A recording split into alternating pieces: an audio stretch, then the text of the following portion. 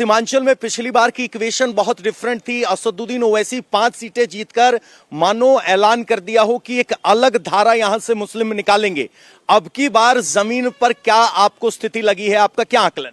देखिए, सीमांचल में अगर ओबीसी की पार्टी की बात करें, जो पिछली धमक उसकी थी उससे बढ़ के इस बार उसकी धमक और पूरी तैयारी के साथ हुआ है। लेकिन हमें एक चीज नहीं भूलना चाहिए, अगर ओबीसी की पार्टी है तो उसके साथ साथ हर जगह पे आपको जनसुराज की भी टीम है। जनसुराज ने भी अपने धर्म को देखते हुए, जाति को देखते हुए उम्मीदवार उतारा है वहां पे। कटिहार चले जाइए, किशनगंज चले जाइए, पूर्णिया में भी देखिए। तो ये कहना कि सिर्फ इस बार ओबीसी की धमक है, ये थोड़ा सा हमें लग रहा है कि इसमें चेंज करके हम लोग को यहाँ भी जाना चाहिए कि नहीं, जनसुराज की भी उपस्थिति उतनी ही है, क्योंकि वो भी अगर वहाँ मुस्लिम बहुल इलाका है तो मुस्लिम कैंडिडेट दमदार दिया है।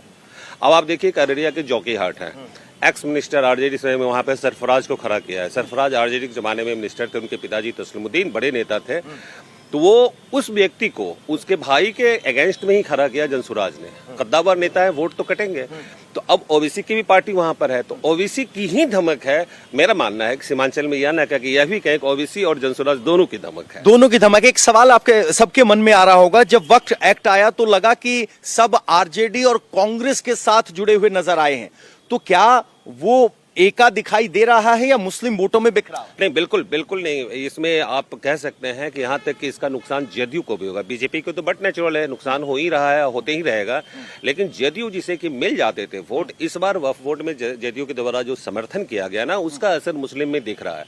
बेशक आपको अभी लग रहा है कि बटे हुए हैं, लेकिन कल आज की रात होते थे वो सारे इकट्ठे होते हैं। ये उनकी पुरानी विशेष कयामत की रात है, आखिरी रात इकट्ठे होते हैं। सर, अभी तो फिलहाल टकराव दिखाई दे रहा है। ओवैसी तेजस्वी पर हमला कर रहे हैं, तेजस्वी ओवैसी को कट्टर बताते हैं, एक्सट्रीमिस्ट बताते हैं। ओवैसी हमला करते हैं कि आप एक्सट्रीमिस्ट की स्पेलिंग लिख के दिखा दो। ग्राउंड पर क्या चल रहा है? ये जो वॉक युद्ध है, ओवैसी को इतना अग्रेसिव धार्मिक लाइन पे जाते हुए पिछली बार नहीं देखा था हमने, अब की बार बिल्कुल धार्मिक लाइन पर उतर आए। सबसे पहले तो आपकी बात से हम इत्तेफाक नहीं रखते। हाँ, बिल्कुल बिल्कुल नहीं। हाँ, बताइए। नहीं, आप ओवैसी के साथ साथ जितनी भी पॉलिटिकल पार्टी है वो भी वही कर रही है जो ओवैसी कर रहे हैं। उससे अछूता कोई नहीं है, ना भाजपा है, ना आरजेडी है, ना मतलब और भी जितनी भी पार्टी है, ना पीके हैं। बिहार के चुनाव में 52 से लेके अब तक का जो चुनाव है उसमें नीचता का पराकाष्ठा इतना कभी नहीं देखा गया था। हम खुले हृदय से बोलते हैं और बहुत ईमानदारी के साथ बोलते हैं। आप भी बहुत गहराई से आत्मनिरीक्षण करेंगे तो आपको लगेगा नीचता, पैसे का प्रकोप और वो सब कुछ जो हो सकता है। एक रिक्शा पुलर जो बहुत नीचे तबके का होता है, वो अपने पैसेंजर से जब झड़प में आ जाता है 2 पैसा अधिक के लिए, उससे भी बदतर स्थिति में पॉलिटिकल पार्टी बिहार के चुनाव को झोंक दी। अच्छा, बार्गेनिंग चल रही है, तो इस बार्गेनिंग में ये गोलबंदी कैसे काम कर रही है? गोलबंदी है, बिखराव भी है। बिखराव भी। जैसे आम आदमी कहता है, नन मुस्लिम कहता है कि सारे मुस्लिम एकजुट हैं, हम नहीं मानते इसको। विकास आधारित मानसिकता विकसित हुई है बिहार में, चाहे वो मुस्लिम में हो या हिंदू में हो। और ये भी कटु सत्य है और अकाट सत्य है कि जातीय आधारित चुनाव जब तक 52 से लेकर अब तक जितने भी हुए हैं उसका क्लाइमेक्स है इस चुनाव में। इस चुनाव में जातीय आधारित का क्लाइमेक्स है। आपके पास फिर आएंगे। सर, एक सवाल यह है कि पिछली बार 5 विधायक एआईएमआईएम के जीते थे, उनमें से 4 वापस आरजेडी में चले गए थे। अब की बार उन उम्मीदवारों की क्या स्थिति है और एआईएमआईएम क्या इससे हौसला टूटा है वोटर का कि अंत में जाना तो वही है, फिर काहे एआईएमआईएम को बीच में लाएं? यदि इस बार सीमांचल की बात करें हम लोग, तो बहादुरगंज छोड़ करके एआईएम का कहीं पर आपको प्रदर्शन बहुत बेहतर नहीं दिखेगा और मुस्लिम वोटर कहीं ना कहीं वहां से अब टूटे हैं, फिर से वो महागठबंधन में अपनी उम्मीद को ढूंढ रहे हैं। महागठबंधन में उम्मीद को ढूंढ रहे हैं। बिल्कुल बिल्कुल, जो आपने प्रदर्शन पिछले दफा देखा था उसका 20% भी सीमांचल में इस बार नहीं दिखेगा। अच्छा, सीमांचल में ओवैसी तो बड़ा जोर लगाया, अब की बार तो एग्रेशन भी ज्यादा था उनकी भाषणों में। अग्रेशन था, बट जो वोट सारा गोलबंद होकर के महागठबंधन की तरफ जाने वाला। अच्छा, सर का कहना है कि वोट का गठबंधन जो है वो बन रहा है, धर्म के आधार पर बन रहा है। सर, कौन सी वो सीटें हैं जहां ओवैसी अभी भी मजबूत स्थिति में है, उनके अध्यक्ष भी यहां से मैदान में है? जी, जैसा कि अभी कहा कि पिछले बार जो ओवैसी जी ने 5 सीटें जीती थी, 4 कैंडिडेट तो 4 विधायक तो चले गए आरजेडी में, तो कुल मिलाकर जो लोगों के पास मैसेज गया है, जो खासकर मुस्लिम वर्ग को एक मैसेज गया है कि आखिर जो सत्ता में जा सकता है, उसी में जाना है विधायक को, तो कहीं ना कहीं ओवैसी जी की स्थिति कमजोर हुई है इस बार। हालांकि प्रयास वो बहुत कर रहे हैं, लेकिन कमजोर हुई है। और बात रहे वोटर की, तो वोटर में इस बार बिखराव है। बिखराव इसलिए भी है क्योंकि सारे जो मुस्लिम बेल्ट है, जहां मुस्लिम आबादी ज्यादा मतदाता है, वहां सभी पार्टी ने लगभग मुस्लिम उम्मीदवार ही उतारा है।